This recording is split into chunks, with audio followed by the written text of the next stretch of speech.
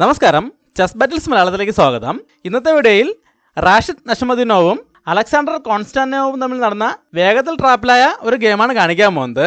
ഈ ഗെയിം നടന്നിരിക്കുന്നത് 1936 ഈ ഗെയിമിൽ നഷ്മദീനോവ് വൈറ്റ് സൈഡും കോൺസ്റ്റാന്റിനോവ് ബ്ലാക്ക് സൈഡുമാണ് കളിക്കുന്നത്. White E4 move game start ചെയ്യുന്നു.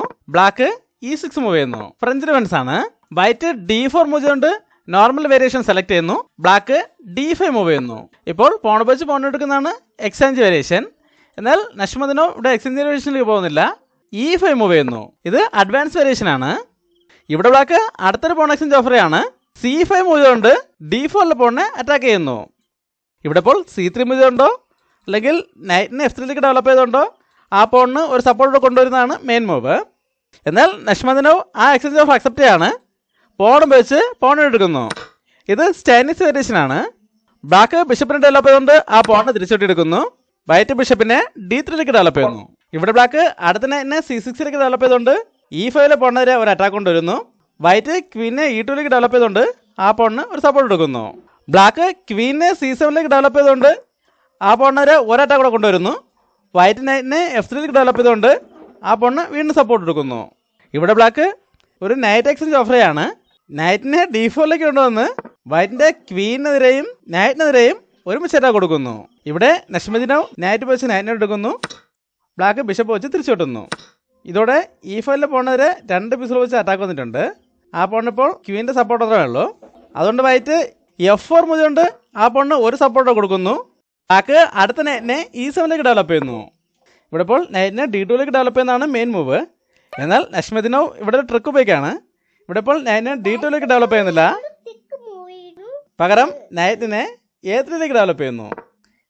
ഇനി അടുത്ത മൂവിൽ നൈറ്റിനെ B5 കൊണ്ടുവന്ന് ഈ ക്വീനെയും ബിഷപ്പിനെയും ഫോർക്ക് ചെയ്യാണ് വൈറ്റിൻ്റെ ഉദ്ദേശം. ബ്ലാക്ക് അത് തടയാൻ ശ്രമിക്കുകയാണ്. അതിനായിട്ട് A6 മൂവ് കൊണ്ട് B5 സ്ക്വയർ കൺട്രോൾ ചെയ്യുന്നു. ഇവിടെ എപ്പോഴും ബ്ലാക്കിൻ്റെ ബിഷപ്പിന് G1 സ്ക്വയറിലേക്ക് കൺട്രോൾ ഉള്ളതുകൊണ്ട് വൈറ്റിനിവിടെ കാസ്റ്റിംഗ് ചെയ്യാൻ പറ്റില്ല.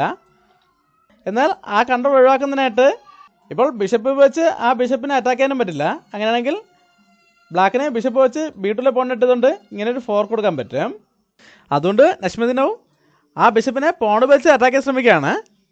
C3 മൂവ് കൊണ്ട് ബിഷപ്പിനെതിരെ അറ്റാക്ക് കൊടുക്കുന്നു. ഇത് ഗെയിമിലെ പ്രധാനപ്പെട്ട ഒരു ഭാഗമാണ്. ഈ പൊസിഷനിൽ ബ്ലാക്ക് 3 മൂവുകൾ മുൻകൂട്ടി കാണുകയാണ്. അതുകൊണ്ട് തന്നെ ഇപ്പോൾ ബിഷപ്പിനെ എങ്ങോട്ടെങ്കിലും തിരിച്ചു കൊണ്ടുപോകുന്നില്ല, പകരം ബിഷപ്പ് വെച്ച് C3 പോണിനെ വെട്ടി ചെക്ക് കൊടുത്തുകൊണ്ട് ആ ബിഷപ്പിനെ സാക്രിഫൈസ് ചെയ്യുന്നു. ഇവിടെ ഇപ്പോൾ വൈറ്റ് ആ സാക്രിഫൈസ് അക്സെപ്റ്റ് ചെയ്യുകയാണെങ്കിൽ ക്വീന് വെച്ച് ആ ബിഷപ്പിനെ എടുത്തുകൊണ്ട് ഇങ്ങനെ ഒരു ഫോർക്കും ചെക്ക് കൊടുത്തുകൊണ്ട് ആ റൂക്കിനെ നേടിയെടുക്കുകയാണ് ബ്ലാക്കിൻ്റെ ഉദ്ദേശം. അല്ലാതെ അത് അക്സെപ്റ്റ് ചെയ്യാതെ ബിഷപ്പ് വെച്ച് ബ്ലോക്ക് ചെയ്യണമെങ്കിലും ബിഷപ്പ് വെച്ച് B2 പോൺ എടുത്തുകൊണ്ട് ഈ നൈറ്റിനെയും റൂക്കിനെയും ഫോർക്ക് ചെയ്യാൻ കഴിയും. അപ്പോഴും വൈറ്റിന് ഒരു പീസ് നഷ്ടമാണ്. ഇപ്പോൾ ചെക്ക് കൂടെ ഉള്ളതുകൊണ്ട് തന്നെ നഷ്മദീനോവ് ആ സാക്രിഫൈസ് അക്സെപ്റ്റ് ചെയ്യാണ്. ഉപയോഗിച്ച് ബിഷപ്പിനെ എടുക്കുന്നു. ഈ സമയത്ത് ബ്ലാക്കിൻ്റെ ഭാഗത്തു നിന്നും ഒരു ഫോർക്കും ചെക്ക് വരെയാണ്. ക്വീന് ഉപയോഗിച്ച് C3 പോൺ എടുത്തുകൊണ്ട് ഒരു ഫോർക്കും ചെക്ക് കൊടുക്കുന്നു. ഇപ്പോൾ ഈ ചെക്ക് ബിഷപ്പ് വെച്ച് ബ്ലോക്ക് ചെയ്യുകയാണെങ്കിൽ നേരത്തെ കണ്ടപോലെ തന്നെ ക്വീന് വെച്ച് റൂക്കിനെ എടുത്തുകൊണ്ട് വീണ്ടും ചെക്ക് വരും. അതുകൊണ്ട് നഷ്മദീനോവ് ഈ പ്രശ്നം ഒരു ക്വീൻ എക്സ്ചേഞ്ചിലൂടെ പരിഹരിക്കാൻ ശ്രമിക്കുകയാണ്. അതിനായിട്ട് ക്വീനെ D2 കൊണ്ടുവന്ന് ഈ ചെക്ക് ബ്ലോക്ക് ചെയ്യുന്നു. ഇവിടെ ഇപ്പോൾ ബ്ലാക്ക് ക്വീനുകൾ തമ്മിൽ എക്സ്ചേഞ്ച് ചെയ്യുകയാണെങ്കിൽ അത് വൈറ്റിന് അനുകൂലമായിട്ടായിരിക്കും വരുന്നത്. കാരണം ബ്ലാക്കിനിപ്പോൾ ഒരു ബിഷപ്പ് കുറവാണ്. ബോർഡിൽ നിന്നും ക്വീനുകൾ ഒഴിവായി കഴിഞ്ഞാൽ അതിൻ്റെ അഡ്വാൻറ്റേജ് വൈറ്റിന് കിട്ടും. അതുകൊണ്ട് ബ്ലാക്ക് ഇവിടെ പ്ലാൻ ചെയ്ത അറ്റാക്ക് വരെ തന്നെ മുന്നോട്ട് പോവുകയാണ്. ക്വീന് വെച്ച് റൂക്കിനെ എടുക്കുന്നു. ഇതുവരെയുള്ള മൂവുകൾ മുൻകൂട്ടി കണ്ടുകൊണ്ടാണ് കോൺസ്റ്റാന്റിനോവ് നേരത്തെ ആ ബിഷപ്പിനെ സാക്രിഫൈസ് ചെയ്തത്.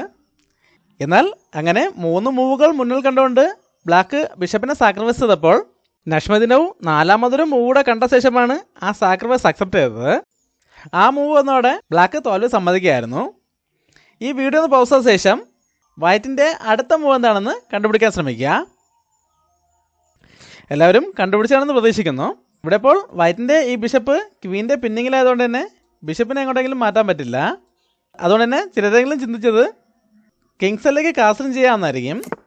അങ്ങനെ കാസ്റ്റിംഗ് ചെയ്യുകയാണെങ്കിൽ ബ്ലാക്കിനെ ക്വീനെ D4 കൊണ്ടുവന്ന് ചെക്ക് കൊടുത്തുകൊണ്ട് ആ ക്വീനെ അവിടെ നിന്നും രക്ഷപ്പെടുത്താൻ കഴിയും. അതുകൊണ്ട് തന്നെ വൈറ്റ് ഇപ്പോൾ കാസ്റ്റിംഗ് ചെയ്യുന്നില്ല, പകരം ബിഷപ്പിനെ B1 കൊണ്ടുവരുന്നു.